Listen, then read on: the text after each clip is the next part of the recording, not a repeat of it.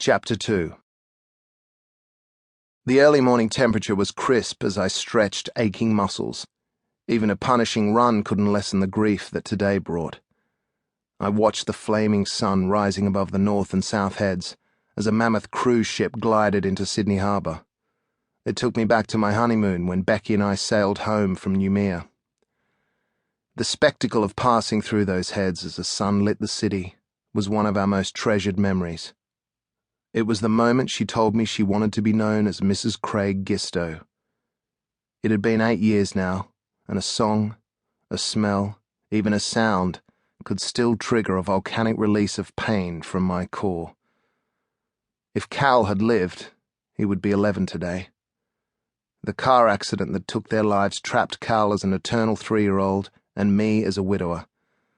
I wondered why there was a word for children who lost parents, but not one for parents who had suffered the greatest loss of all. After a quick shower and breakfast, I was comfortably heading to the city in my Ferrari Spider. On Military Road, I stopped at the traffic lights just before the turn-off to Taronga Zoo, Cal's favourite place. Memories of him hanging off a gorilla statue were interrupted by a call. Jack Morgan.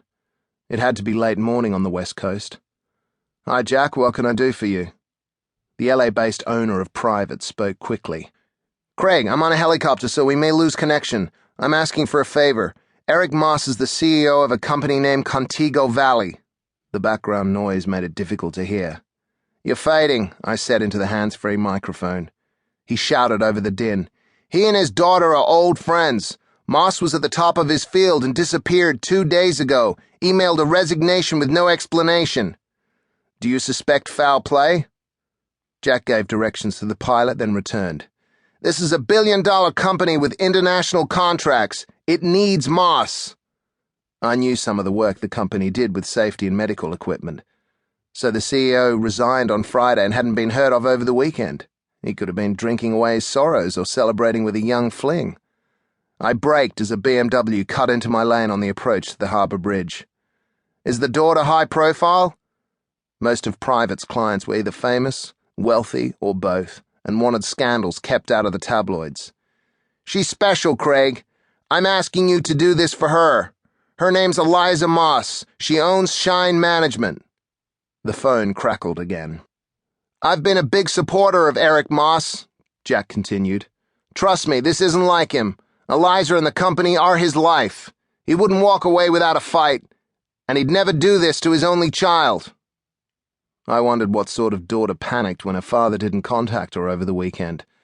But if Jack thought it worth looking into, I'd do it, despite this week's heavy workload.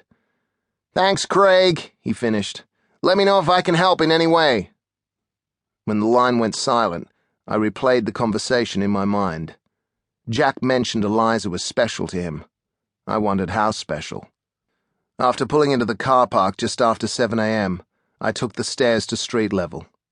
First thing I saw was shattered glass. The ground-to-ceiling door to Private had been smashed.